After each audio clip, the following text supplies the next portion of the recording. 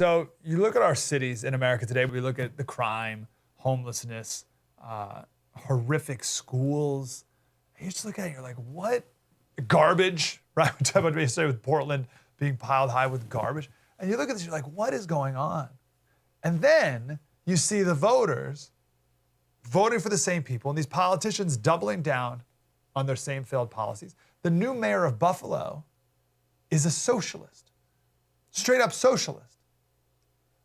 So it doesn't make sense. Like what's happening here? What these mayors are doing, Democrat or socialist, it doesn't make any sense rationally. Or does it? What if these mayors are trying to kick people out of their cities? Go with me here. Maybe the goal of these mayors, and it's hard for us to understand this because if you were mayor, you'd be like, oh, I'm going to try to do the best thing for the most people, and blah, blah, right? They don't think like that. Maybe their goal is not to make the lives of people better in their cities. Maybe their goal is to keep power at any cost. And if that's their goal, then everything they're doing makes perfect sense. Let's back it up. The new police chief in Miami, and by the way, the horrific news about what happened in Miami today with the building collapsing, awful. But the new police chief in Miami used to be the police chief in Houston. Here he is on MSNBC. He's talking about how difficult it is to recruit police officers. You got cops leaving in record numbers for obvious reasons, and no one wants to be a police officer right now. And here's his answer to that question. The idea behind defund the police is not to take money away from the police force, but to redeploy money in better, smarter ways to keep law enforcement safe, to keep communities safe. Do you see it working? How do you see it impacting our most vulnerable communities? Well, look, first of all, the defund the police means different things to different people. For some folks, it means abolishing the police. For some other folks, it means to cut the police. But for folks that need us the most, which is disproportionately communities of color, it means less safety for them. You saw in Atlanta where a rich neighborhood saying, we're gonna create our own city. This defund the police, let's not invest in good policing will not impact affluent neighborhoods, affluent communities. It will impact the communities that need us most. And I can tell you, having worked in the most diverse city in the country, that if you go into high crime neighborhoods in Houston, Texas, and you tell them you want to defund the police, they will screen you out of there. We want to invest in good policing. We want to invest in good education. We want to invest in good health programs, job programs. And COVID has taught us, when it impacts the entire nation, Congress acted. Well, Congress needs to act on policing. They need to act on reform, and they need to act on the safety of the American people. And they can do all if they put their minds to it. All right, that's great. So the loudest voices, however, in the defund the police movement, they mean defund or even abolish the police. This is a New York Times op-ed headline. Yes, we mean literally abolish the police. The New York City cut their police budget by $1 billion.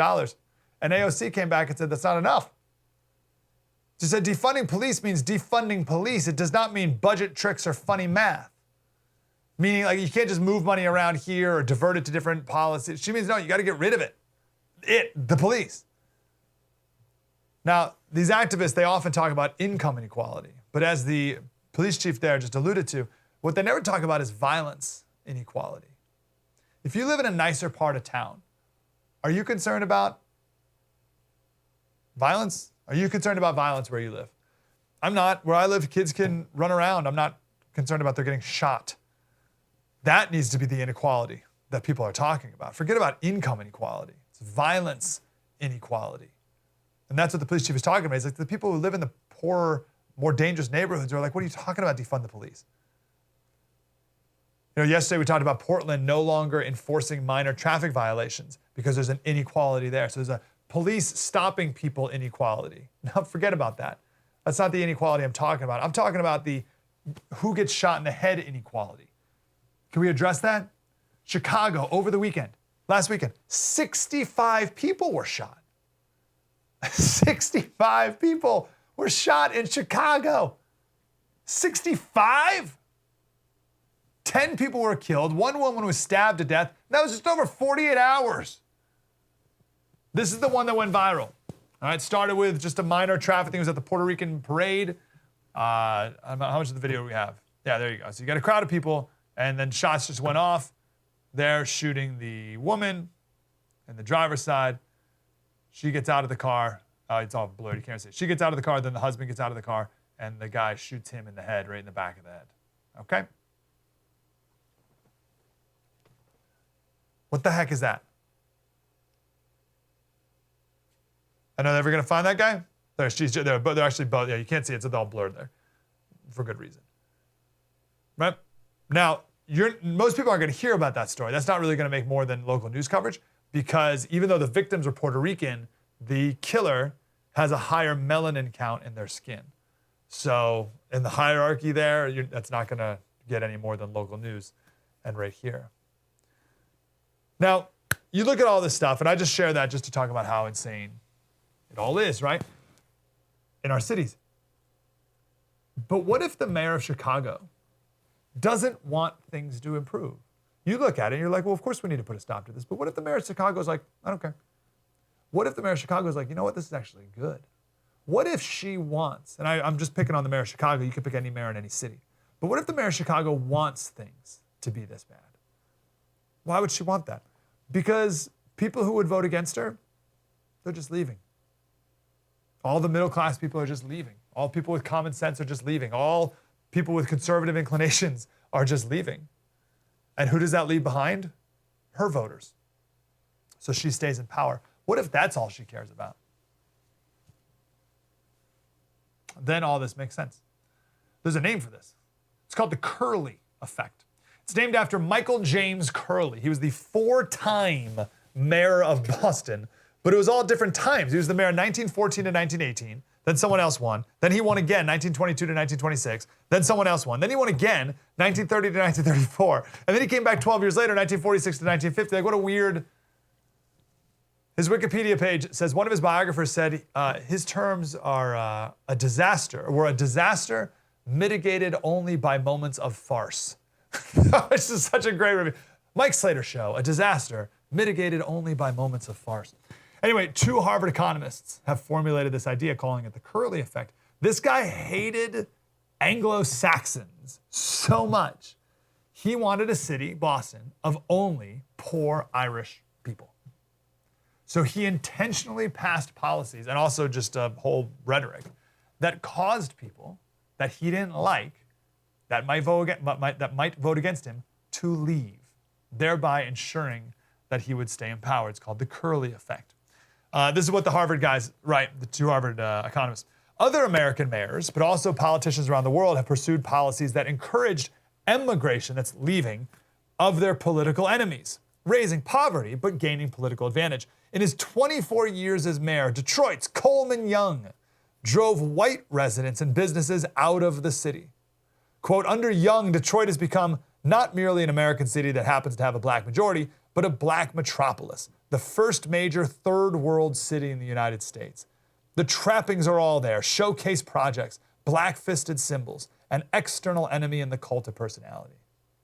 Zimbabwe's president abused white farmers after his country's independence, openly encouraging their emigration, even at a huge cost to the economy. The Curley effect. It makes perfect sense.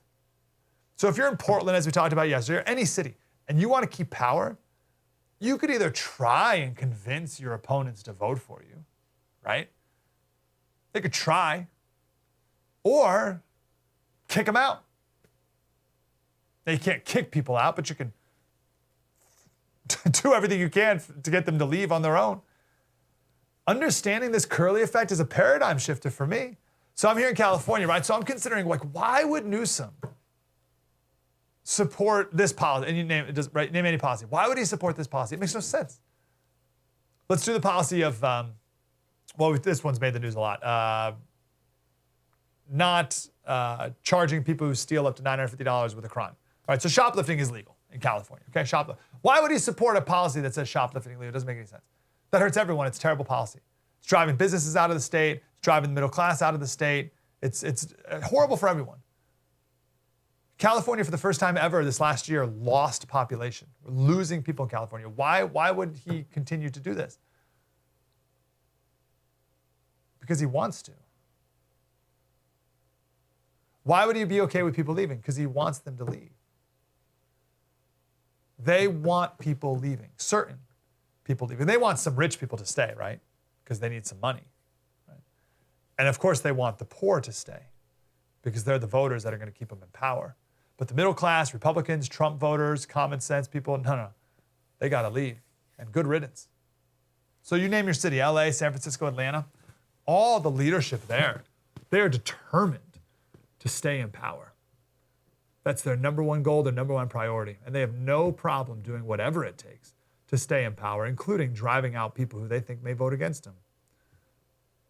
You think they care about the people? Wow, that was deep and insightful. I want more of that. Like, subscribe, get more.